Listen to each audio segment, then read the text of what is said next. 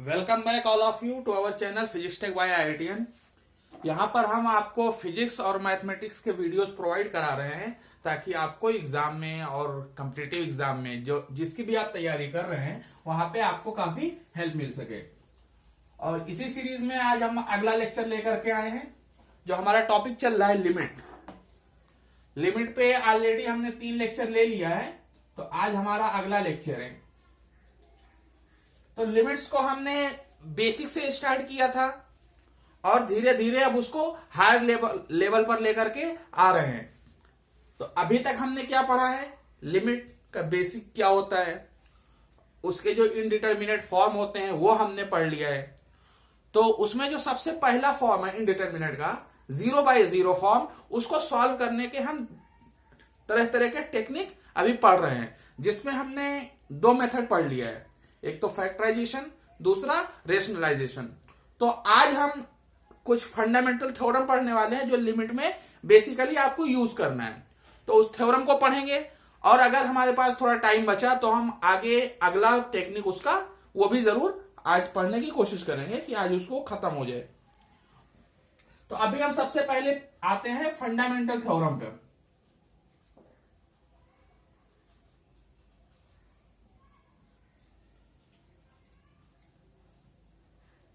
कुछ थ्योरम है, बहुत ही बेसिक है, आपको हो सकता है पता हो और नहीं पता है तो उसको यूज करना भी बहुत आसान है। लेकिन उसके यूज से क्या होगा कि आपको कई सारे क्वेश्चन जो काफी टफ दिखते हैं वो आसानी से सॉल्व हो जाएंगे। तो अगर हमारे पास 2 फंक्शन है, अगर एक ही फंक्शन है तब तो आप बेसिकली उसमें डायरेक्ट वैल्यू पुट करके आप उसका सोल्यूशन निकाल देते हैं। तो अब हम लेक्चर को स्टार्ट करते हैं। अब हम 2 फंक्शन लेते हैं। यहां पर एक फंक्शन हमने मान लिया fx और दूसरा ले लेते हैं gx। ये दोनों क्या है, फंक्शन है, इस पे लिमिट लगा हुआ है, लिमिट x टेंडिंग टू 0 या 0 छोड़िए, कुछ वैल्यू ले लेते हैं, टेंडिंग टू a ले लेते हैं, और इसको भी ले लेते हैं limit x tending to a। मतलब दोनों पे लिमिट हमारी जो है वो सेम है। अगर इसकी वैल्यू आपको l निकल करके आती है और इसकी वैल्यू मान लो, या इसकी वैल्यू मान लो कैपिटल A आता है और इसका वैल्यू क्या आता है, कैपिटल B आता है। तो अब जो थ्योरम है वो क्या बोलता है पहला थ्योरम क्या है, कह रहा है लिमिट अगर लगा हुआ है और दोनों सम में हो, मतलब आपके पास 2 फंक्शन सम में लिखे हो या सब्सट्रैक्शन में लिखे हो, तो आप क्या कर सकते हैं, लिमिट दोनों पे अलग अलग अप्लाई कर सकते हैं। मतलब इसको क्या लिख सकते हैं, limit x tending to a of fx और plus minus limit x tending to a of gx। तो इसकी वैल्यू क्या निकल के आएगी, l प्लस माइनस इसकी वैल्यू आएगी a प्लस माइनस b। मतलब इसका लिमिट और प्लस माइनस इसका लिमिट। मतलब अगर आपके पास प्लस होगा तो प्लस में आंसर आएगा। अगर आपको फंक्शन यहां पे प्लस दिया हुआ है तो आंसर आपका प्लस में आएगा, अगर माइनस दिया हुआ है तो माइनस में आएगा। ये बहुत ही बेसिक से फंडे हैं जिसको आप यूज करेंगे तो आपको जो ये अजीब सा फंक्शन दिख रहा है वो आसानी से सॉल्व हो जाएगा। और इसी तरह से दूसरा थ्योरम क्या बोल रहा है कि अगर ये मल्टीप्लिकेशन में हो, मतलब आपका जो दिया हुआ है वो fx इंटू gx है, तो भी आप इसको ऐसे ही सॉल्व करेंगे। कैसे, limit x tending to a of fx into limit x tending to a of gx। क्योंकि कई बार क्वेश्चन ऐसे सिचुएशन में बनता है कि अगर आप बहुत बड़ा सा फंक्शन दिया हुआ है, अगर आप एक पे लिमिट अलग से अप्लाई करते हैं तो वो ऑटोमेटिकली सॉल्व होकर के उसकी जो कुछ वैल्यू आती है उसको आगे लिख सकते हैं।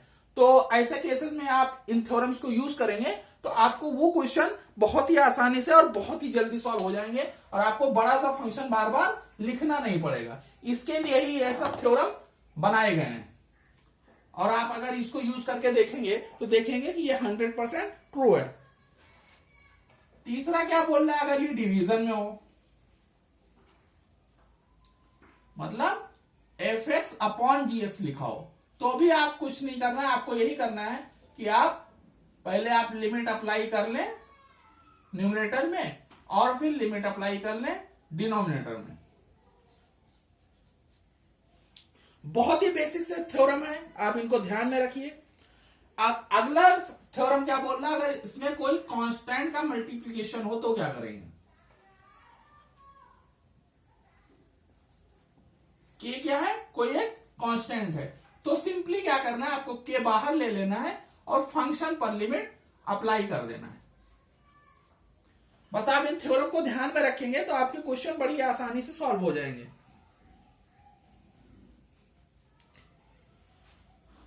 अगला थ्योरम है, अगर कोई फंक्शन का पावर फंक्शन हो, जैसे अगर जैसे ये a प्लस बी आया था तो ये a इंटू बी आएगा, ये a बाई बी आएगा, और यहां पे एक ही फंक्शन है, ये k इंटू ए हो जाएगा। ऐसे ही अगर कोई आपके पास लिमिट दी हुई हो एक्सटेंडिंग टू a और fx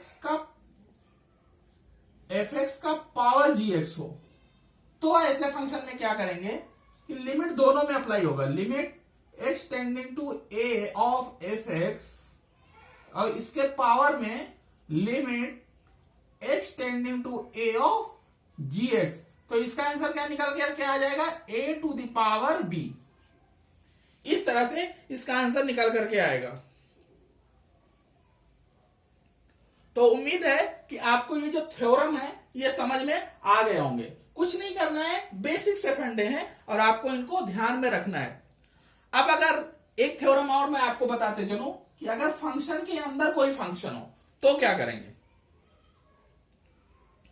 फंक्शन के अंदर कोई फंक्शन हो तो आप क्या करेंगे, जैसे एक आपको लिमिट दी हुई है, limit x tending to a f of gx, तो इसमें आपको क्या करना है कि लिमिट को डायरेक्ट फंक्शन के अंदर भेजना है, function of limit x tending to a of gx। तो gx का जो लिमिट है वो सॉल्व होकर के क्या आएगा, हमने जो एज्यूम करके रखा है तो क्या हो जाएगा, फंक्शन ऑफ b, मतलब जो भी आपका फंक्शन दिया हुआ है f वाला, उसके अंदर आप जो भी अगर मान लो वहां पे वेरिएबल अगर x है तो x की जगह पे आप b पुट करके उसका सोल्यूशन आप निकाल सकते हैं। ये बेसिक से जो आपके थ्योरम थे ये हो गए हैं और इनको ध्यान में रखते हुए आगे के क्वेश्चन हम लोग सॉल्व करेंगे। तो चूंकि थ्योरम की बात हो गई है और उम्मीद है आप लोगों को समझ में भी आ गया होगा, तो अभी हम जो इनडिटर्मिनेट फॉर्म पढ़ रहे थे उसको आगे कंटिन्यू करते हैं। इनडिटर्मिनेट फॉर्म को सॉल्व करने के लिए हमने दो मेथड पढ़ लिए हैं, पहला फैक्टराइजेशन मेथड, दूसरा रेशनलाइजेशन मेथड। आज हम आपको कुछ स्टैंडर्ड वैल्यू बताने वाले हैं। क्या बताने वाला है, स्टैंडर्ड वैल्यू। उसमें क्या होगा, आपको लिमिट की वैल्यू याद करने की जरूरत नहीं है, वो ऑटोमेटिकली प्रूव्ड है कि वो इतना होता है।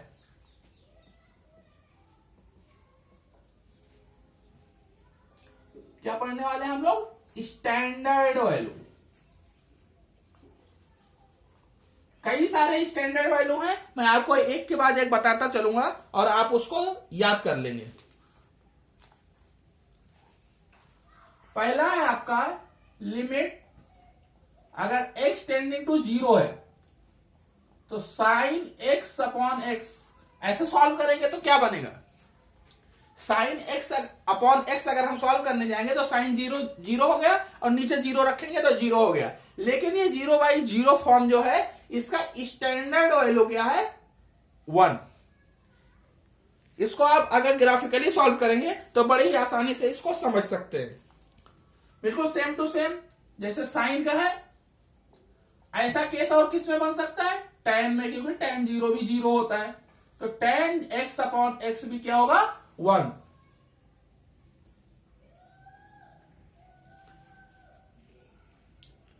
अब साइन और tan हो गया तो अब इनका इनवर्स देख लेते हैं। इनका जो इनवर्स होगा, sine inverse x upon x, ये भी 1 होगा, और tan इनवर्स x,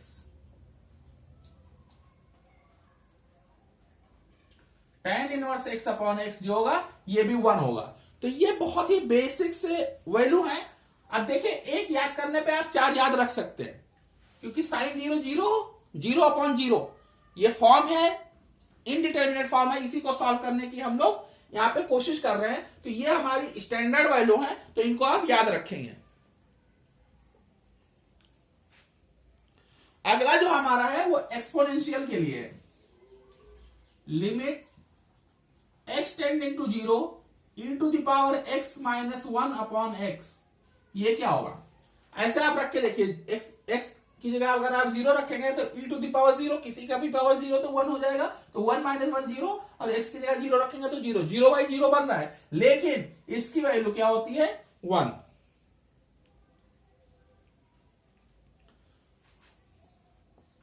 ये सारी वैल्यूज आपको याद रखनी है, तो आप लिमिट का क्वेश्चन बड़ी ही जल्दी से कर सकते हैं। अब e की जगह पे अगर हमारा a हो जाए तो क्या करेंगे? Limit x tending to 0 a to the power x minus 1 upon x, तो इसकी वैल्यू क्या होगी? यहां पे क्या था? 1 मतलब क्या था यहां पे? ये क्या था?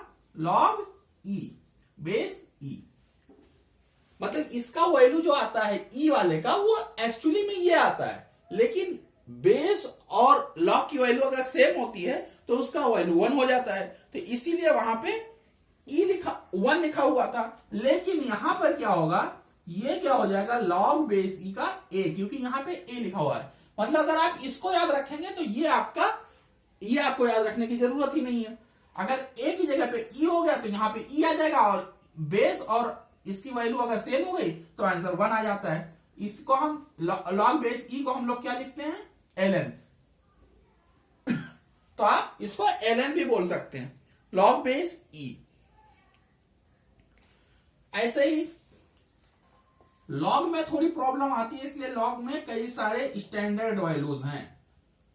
अगर आपका है log 1 plus x upon x, 1 plus x, log 1 plus x, अगर आपने x की जगह पर 0 रखा तो ये क्या हो गया? 1 प्लस 0 0, और log 1 बन जाएगा। log 1 की वैल्यू क्या होती है? 0, तो फिर क्या बन गया? 0 बाई 0, तो log 1 plus x upon x, लेकिन इसका भी वैल्यू क्या होता है? 1। ऐसे ही एक और फॉर्मूला है, एक और स्टैंडर्ड वैल्यू है। अगर आपको दिया हो limit x tending to a, ये 0 पे नहीं है, ये बल्कि a पर है, क्योंकि वहां पे a की वजह से ही 0 बाई 0 बनता है। x to the power n minus a to the power n upon x minus a, मतलब इस तरह का कोई फॉर्मेट बनेगा कि x क्या है? एक वेरिएबल है, और a क्या है? कांस्टेंट है, उसका कुछ पावर होगा। n क्या है? उसका एक पावर है। तो अगर x का पावर कुछ माइनस कुछ, कांस्टेंट का पावर कुछ अगर लिखा हुआ है, और अपॉन माइनस में वही चीज सेम टू सेम लिखी हुई है बिना पावर के, तो इसको कैसे सॉल्व करेंगे? इसका सीधा सा सिंपल सा एक वैल्यू है n into a to the power n minus 1। अगर आप इसको सॉल्व करेंगे तो ये आएगा। तो इतना आपको याद रखना है। ये क्या है? हमारे पास स्टैंडर्ड वैल्यू है, और स्टैंडर्ड वैल्यू को अगर आप याद रखेंगे तो बहुत ही सिंपल तरीके से आप क्वेश्चंस को सॉल्व कर सकते हैं। अब इसको यूज कैसे किया जाता है, अब हम उस पर डिस्कशन स्टार्ट करते हैं। ये क्या है? Sine x upon x, value 1 होगी। मतलब अगर साइन के अंदर कुछ लिखा हुआ है तो डिनोमिनेटर के अंदर वही चीज लिखी होनी चाहिए। अगर आपने लिख दिया साइन पाई या साइन आपने लिख दिया pi x upon X, limit X tending to 0। अब अगर आप एक्स टेंडिंग टू 0 रखेंगे तो ये साइन 0 बाई 0 बन के 1 हो जाएगा, लेकिन 0 बाई 0 बनेगा, लेकिन आप इसको 1 नहीं बोल सकते, क्योंकि साइन के अंदर क्या है? पाई एक्स। तो पाई एक्स है तो नीचे भी आपको पाई एक्स बनाना पड़ेगा। तो उसके लिए आप क्या करेंगे? पाई से मल्टीप्लाई करिए और पाई से डिवाइड करिए। अब ये जो वैल्यू बनी, ये बनी साइन एक्स अपॉन एक्स, क्योंकि अंदर सेम चीज लिखी होनी चाहिए। तो इस पे अब आप कौन सा प्रॉपर्टी, कौन सा थ्योरम यूज करेंगे? जो k इंटू एफ एक्स वाला मैंने आपको बताया था। तो इसको क्या लिख देंगे? Pi into limit of x tending to 0 sine pi x upon pi x. अब ये दोनों सेम हो गए, अब इसकी वैल्यू हो गई 1। पाई इंटू 1 हो गया, क्या आ जाएगा? पाई। तो इस तरह से इन थ्योरम को यूज करने, मतलब यहां पे जो लिखा है साइन इनवर्स के अंदर जो भी लिखा है सेम टू सेम वही नीचे होना चाहिए, तब लिमिट एक्स टेंडिंग टू 0 पे इसकी वैल्यू 1 आएगी। ऐसे ही यहां पे पावर में जो लिखा है वही नीचे होना चाहिए, यहां पे x की जगह पे जो लिखा है वही यहां पे होना चाहिए, तभी वैल्यू 1 होगी। तो उम्मीद करते हैं आपको इतना समझ में आया हो। और जैसे मैंने आपको ये थ्योरम बताया है, ऐसे मैं आपको एक छोटा सा क्वेश्चन करके दिखा देता हूं। वैसे ये स्टैंडर्ड लिमिट के जो क्वेश्चन है ये आगे आपको, जो आप और बाकी मेथड पढ़ लेंगे तब ऐसे क्वेश्चन को आपको सॉल्व करने में बहुत अच्छा लगेगा। लेकिन फिलहाल प्रैक्टिस के लिए मैं आपको एक क्वेश्चन देता हूं, limit x tend into 0 sine x by 2 upon x, इसको आपको सॉल्व करना है। तो इसको सॉल्व करने में सबसे पहले आपको क्या दिखेगा, x टेंड इंटू 0, 0 रखने पे क्या बन रहा है, ये 0 बाई 0, 0 रखने पे क्या बन रहा है 0 बाई 0। तो 0 बाई 0 अगर बन रहा है तो इसके किसी ना किसी थ्योरम को तो हमें यूज करना पड़ेगा, कोई ना कोई मेथड अप्लाई करना पड़ेगा, तभी इसकी वैल्यू हम निकाल सकते हैं। तो अब हमें क्या पता है कि साइन x अपॉन x जो होता है वो 1 होता है। तो इसको साइन x अपॉन x बनाते हैं। तो यहां पे हम क्या करेंगे, 2 से मल्टीप्लाई करते हैं, यहां पे नहीं बल्कि यहां पे करते हैं, 2 से मल्टीप्लाई और 2 से डिवाइड कर देते हैं। तो अब क्या बना, ये 2 को हम बाहर निकाल लेंगे, तो ये क्या हो जाएगा 1/2 of limit x tending to 0 sine x/2 upon x/2। अब ये हमारा क्या बन गया, ये स्टैंडर्ड वैल्यू बन गई। साइन x अपॉन x वाली जो स्टैंडर्ड वैल्यू होती है, अब ये उस फॉर्मेट में आ गया। तो अब इसकी वैल्यू तो 1 हो जाएगी। तो इसका वैल्यू कितना है 1/2 इंटू 1, मतलब इसका आंसर क्या आएगा 1/2। तो इस तरह से आपको इन थ्योरम को यूज करना है और इस पे आप कई अच्छे अच्छे क्वेश्चंस कर सकते हैं। तो उम्मीद करते हैं आपको आज का ये जो लेक्चर है ये समझ में आया होगा, और समझ में आया हो या ना आया हो, क्योंकि ये स्टैंडर्ड वैल्यू है, इसमें समझना कुछ नहीं है, आपको इसको याद करना है। इससे पहले मैंने आपको फंडामेंटल थ्योरम दिया है, उसमें भी आपको समझना ज्यादा कुछ नहीं है, आपको याद करना है। इसलिए आप इन फार्मूलाज को और ये जो स्टैंडर्ड वैल्यू है इनको आप याद कर लें।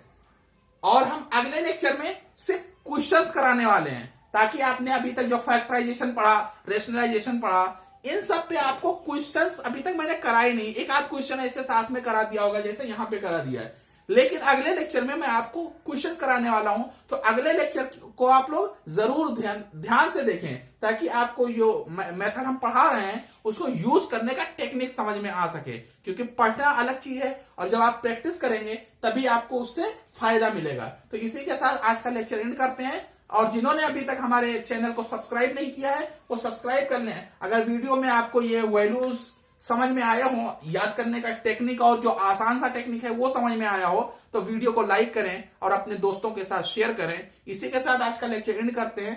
Thank you.